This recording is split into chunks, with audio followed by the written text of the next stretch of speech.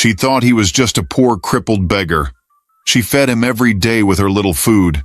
But one morning, everything changed. Who was this man? Why did he choose her? And what secret had he been hiding all along? Sit back and find out as we dive into this shocking and heart-touching story. Please ensure you don't skip any part of this story, as you will learn a lot about kindness and love. This is the story of a poor girl named Esther and a crippled beggar everyone laughed at. Esther was a young woman, just 24 years old. She sold food in a small wooden shop by the roadside in Lagos. Her stall was made of old planks and iron sheets.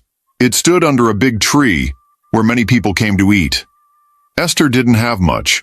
Her slippers were worn out and her dress had patches, but she was always smiling. Even when she was tired, she greeted people kindly. "Good afternoon, sir. You're welcome," she would say to every customer. She woke up very early each morning to cook rice, beans, and yam porridge. Her hands worked fast, but her heart was slow with sadness. Esther had no family. Her parents died when she was young. She lived in a small room not far from her shop. No light, no potable water. Just her and her dreams. One afternoon, as Esther wiped her bench, her friend Mama Titi walked by. "Esther," Mama Titi said, "why are you always smiling when you are struggling just like every one of us?" Esther smiled again and replied, "Because crying will not bring food to my pot." Mama Titi laughed and walked away, but her words stayed in Esther's heart. It was true. She had nothing. But she still gave people something to eat, even when they couldn't pay. She didn't know her life was about to change. Every afternoon, something strange happened at Esther's shop. A crippled beggar would appear from the corner of the road. He always came slowly, pushing his old wheelchair with his hands. The wheels made a rough sound on the stones. Creak, creak, creak. People passing by would laugh or cover their noses. "Look at this dirty man again," one boy said. The man's legs were wrapped in bandages. His knicker were torn at the knees. His face was dark with dust. His eyes were tired. Some people said he smelled. Others said he was mad. But Esther never looked away. She called him Papa J. That afternoon, as the sun burned hot above, Papa J pushed his wheelchair and stopped beside her shop. Esther looked at him and said softly, "You're here again, Papa J. You didn't eat yesterday." Papa J looked down. His voice was low. "I was too weak to come," he said. "I have not eaten in 2 days." Esther looked at her table. Only one plate of beans and yam was left. That was the food she wanted to eat herself. She paused for a second. Then, without a word, she picked up the plate and placed it in front of him. "Here, eat," she said. Papa J looked at the food, then at her. "You're giving me your last plate again?" Esther nodded. "I can cook again when I get home." His hands shook as he took the spoon. His eyes looked wet, but he didn't cry. He just bent his head and started to eat slowly. People walking by stared at them. "Esther, why do you always feed that beggar?" a woman asked. Esther smiled and replied, "If I was the one sitting there in a wheelchair, wouldn't I want someone to help me too?" Papa J came every day, but he never begged with his mouth. He didn't call out to people. He didn't stretch out his hands. He didn't ask for food or money. He would always sit quietly in his wheelchair beside Esther's wooden shop. His head always faced down. His hands rested on his legs. His wheelchair looked like it would break any time. One of the wheels even leaned sideways. While others ignored him, Esther always brought him a plate of hot food. Sometimes it was rice. Sometimes it was beans and yam. She gave it with a big smile. It was a hot afternoon. Esther had just finished serving jollof rice to 2 schoolboys when she looked up and saw Papa J again, sitting quietly in his usual spot. His legs were still wrapped in old bandage. His shirt had more holes now, but he just sat there like always, saying nothing. Esther smiled and scooped hot jollof rice into a plate. She added 2 small pieces of meat and walked over to him. "Papa J," she said gently, "your food is ready." Papa J looked up slowly. His eyes were tired, but when he saw Esther, they softened. "You always remember me," he said. Esther knelt and placed the food gently on the stool beside him. "Even if the whole world forgets you," she said, "I won't." Just then, a big black car drove up and stopped right in front of her shop. The door opened slowly, and a man stepped out. He was wearing a clean white shirt and dark trousers. His shoes looked shiny, like someone had just polished them. He was tall and strong, with deep eyes. Esther stood up quickly and wiped her hands on her apron. "Good afternoon, sir," she said. "Good afternoon," the man replied, but his eyes were not on her. He was looking at Papa J. The man didn't blink. He just stared at him for a long time. Papa J kept eating, but Esther noticed something strange. He had stopped chewing. The man took a step closer and tilted his head, like he was trying to remember something. He turned to her and said, "Please give me 1 plate of jollof rice. Add meat." Esther quickly served the food and handed it to him. But as he took the food, he looked back at Papa J one more time. This time, his eyes looked unsure. He opened the car door, entered without a word, and drove off. The next morning, Esther woke up early. She swept in front of her food shop and cleaned her wooden table like always. As the sun rose, she kept looking down the road. "Any moment now," she whispered. "Papa J will roll in." But hours passed. No wheelchair. No Papa J. By noon, her heart began to beat fast. She walked to the side of the shop and looked down both ends of the street. "Where is he?" she asked herself. She asked Mama Titi, the woman selling vegetables nearby. "Auntie, did you see Papa J today?" Mama Titi laughed and waved her hand. "That old man? Maybe he crawled to another street. He doesn't have legs." Esther didn't laugh. She asked 2 boys selling sachet water, "Have you seen the old man in a wheelchair?" They shook their heads. She even asked the bike man who parked nearby, "Sir, did you see Papa J this morning?" The man spat on the ground and said, "Maybe he's tired of sitting in one place. Or maybe he's gone." Esther's chest became heavy. She sat beside her pot of rice and stared at the empty spot where Papa J always sat. Her eyes didn't leave that space, all day. 2 more days passed. Still, no sign of Papa J. Esther couldn't smile like before. She served customers, but her face looked sad. She couldn't eat much. Even the smell of her sweet jollof rice made her feel sick. Her thoughts kept running to Papa J.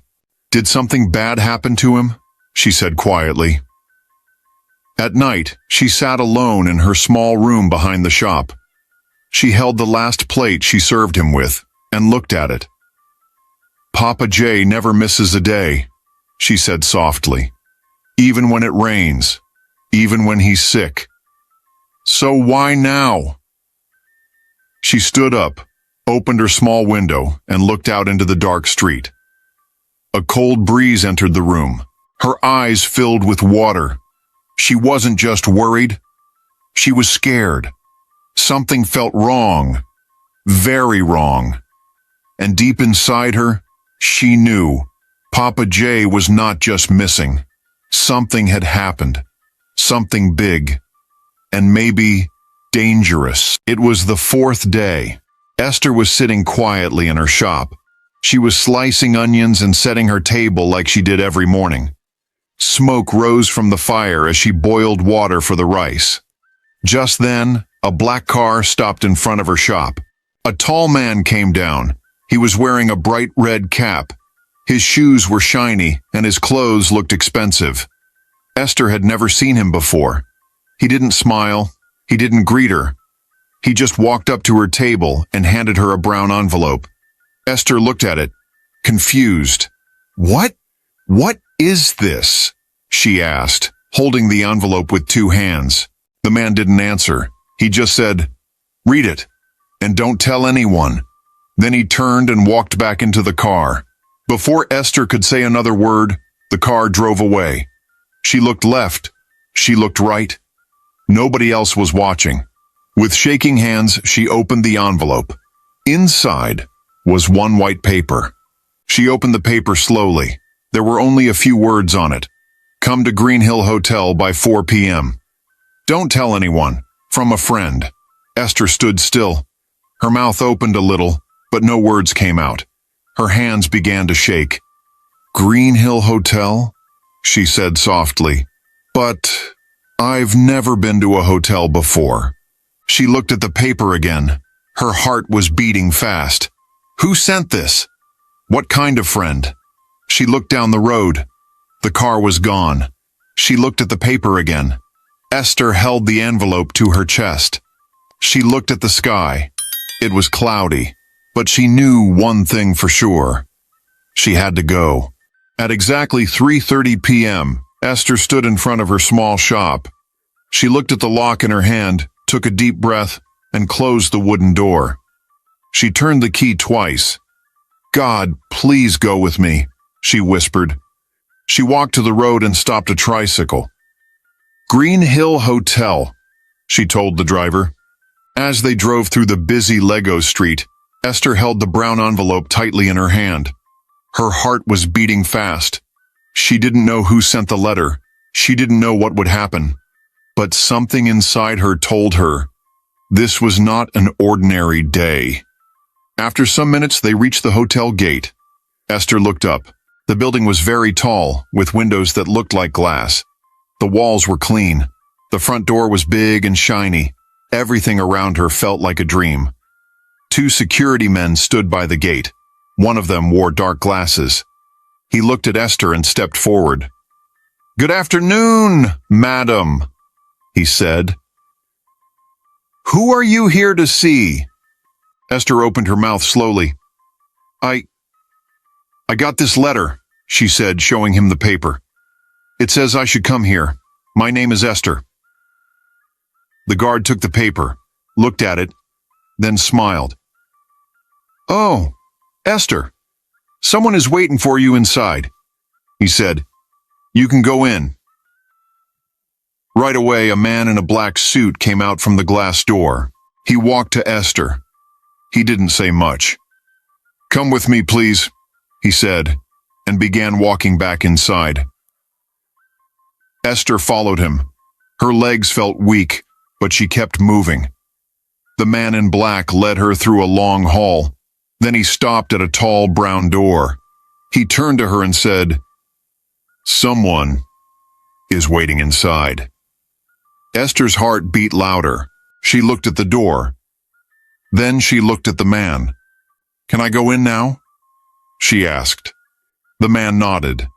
"Yes, just go in. You're safe." Esther took one deep breath. Then she pushed the door open. Her eyes went straight to the man sitting in a wheelchair in the middle of the room. She froze. Her mouth opened. Her hands began to shake. "Papa J?" she said, holding her chest. But this man didn't look like the poor man who used to sit beside her shop. His hair was neat. His face was fresh. He wore a white shirt with gold buttons. A shiny wristwatch was on his wrist. He was still sitting in a wheelchair, but it looked different, clean and polished. He didn't look weak or tired. He looked calm and powerful. He gave her a slow smile. "Esther," he said softly, "come in." Esther couldn't move at first. Her heart was beating fast. She looked at him again. "Papa J, is this really you?" she asked. The man looked into her eyes. "Yes, Esther, it's me." He pointed to the chair across from him. "Please sit," he said kindly. Esther slowly sat down, still looking at him like she was dreaming. "My name is not Papa J," he said gently. Esther blinked. "It's not?" He nodded. "My real name is Chief George. I am a billionaire. Esther put both hands on her lap. She stared at him, shocked. A billionaire? She asked in a low voice. Chief George nodded. Yes, I own many companies. I have built houses, schools, and hospitals. I've made a lot of money over the years. Esther looked confused. But why did you pretend to be poor? He smiled again, but this time his eyes looked serious. I wanted to see the real heart of people. I got tired of people helping only when they think someone is watching. I wanted to meet someone who helps just because it's the right thing to do. Esther's eyes became wet. You gave me food, he continued. You gave it with joy. You never asked me for anything. You didn't laugh at me or walk away. He looked at her kindly. That is why you are here. Every year, I choose 10 people who show true kindness. I help them become millionaires. Because people like you can help others too. Esther was still in shock, thinking about all that Chief Jasper had told her. Chief George gave a small smile. Then slowly, he placed both hands on the arms of the wheelchair. Esther leaned forward, watching him. And then, he stood up. Her eyes opened wide. Her mouth fell open. You can walk? She asked in shock. Chief George nodded. Yes, he said softly. I can walk. Esther leaned back, still looking at him like she had seen a ghost. But why sit in a wheelchair all this time? She asked. He looked into her eyes and replied, I wanted to see if anyone would still care for me. Even when I looked broken, I wanted to know who had a good heart. Esther's lips began to shake. Her eyes became wet. A tear dropped. She said in a low voice, I didn't help you because I wanted anything. I didn't know you were rich. I just felt it was the right thing to do. Chief George smiled again and walked closer. That's exactly why I chose you, he said. Chief George stood quietly for a moment, looking at Esther with kind eyes. Then he said, Esther, follow me. There is a place I want to show you. She looked up, surprised. A place? Yes, he said with a smile. I want to show you something. It's part of your reward. You have a good heart, and people like you deserve good things. Esther stood up slowly.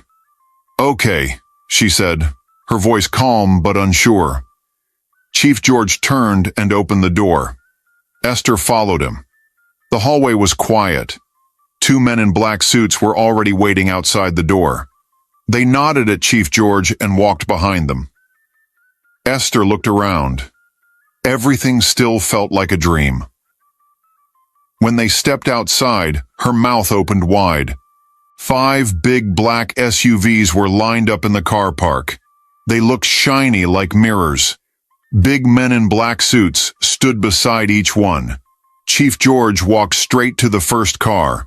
One of the men opened the door for him. Esther stood still, shocked. Chief George looked back and smiled. Come in, Esther. She took a deep breath and slowly entered the car. As soon as the door closed, the other cars followed behind. The convoy of 5 SUVs moved out of the hotel gate like something out of a movie. Esther sat quietly, her heart beating fast. Where was he taking her? And what was he about to show her? The cars moved slowly through the city. Esther sat beside Chief George, looking out the window. She saw busy people walking, shops open, buses moving. But her mind was full of questions. Where were they going? After about 30 minutes, the cars turned into a clean, quiet road. The buildings here looked new and fine. Glass walls, shining signboards, fresh paint everywhere. Then the cars stopped. Chief George opened the door and stepped out. A guard quickly opened Esther's door too. Come, Chief George said, smiling. Then her eyes stopped. Right in front of her was a very big and beautiful building. It was not just a shop. It was a multi-million naira luxury restaurant. the kind of place where only rich people come to eat. It stood alone, wide and tall, with glass windows that stretched from top to bottom. The walls were white and smooth like marble. The doors had shiny gold handles. There were flowers at the entrance. Esther's mouth opened. She had never seen anything like this in her life. But what shocked her the most was the signboard. It said, Esther's Place, home of sweet meals. Esther took a step back. She looked at the sign again to be sure her eyes were not playing tricks. Is this real? She asked in a low voice. Chief George nodded gently. Yes, it's yours. Mine, she whispered. He reached to his pocket and pulled a bunch of keys, stretched it towards Esther and pointed at the door. Go inside. Esther collected the keys and walked slowly to the door. Her hands were shaking. She opened it. What she saw inside made her cover her mouth. The floor was shining. The chairs were big and soft. The tables looked like they were made from glass and gold. There were lights on the ceiling that looked like stars. The air smelled fresh. Everything was new and perfect. There was a big kitchen at the back.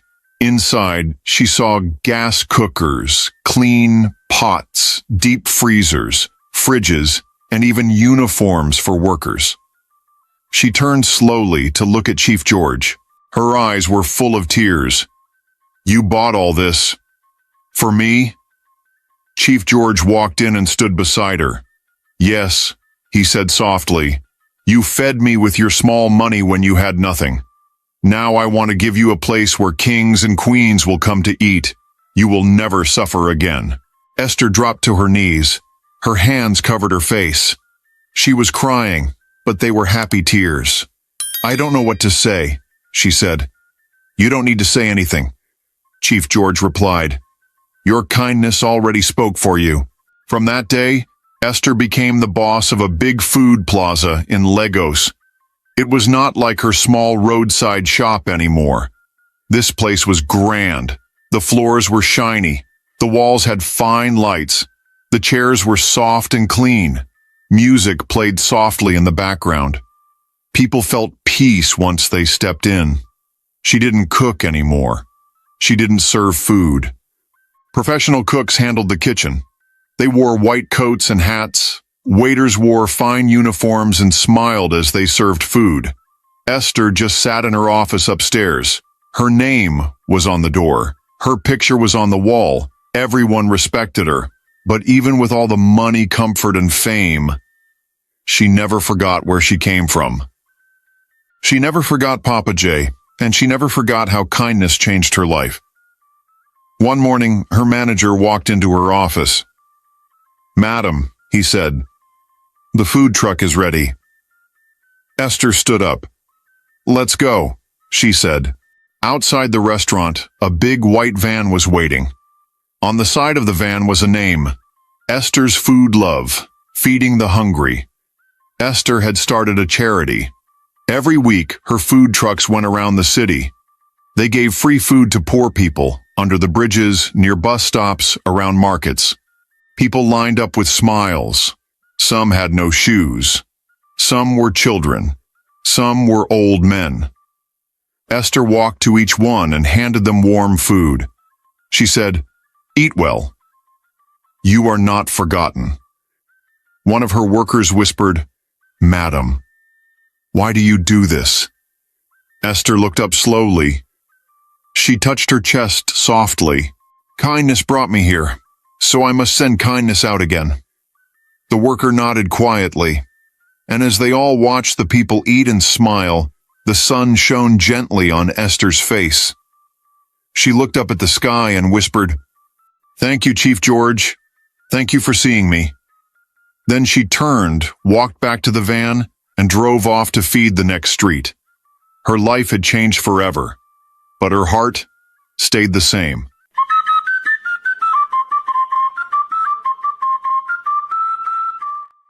This story teaches us one powerful lesson. Kindness is never wasted. You may not have much, but when you give from a pure heart, Your reward will find you when you least expect it. What did this story teach you? Please share your thoughts in the comment section below. I would really love to read from you. And guess what?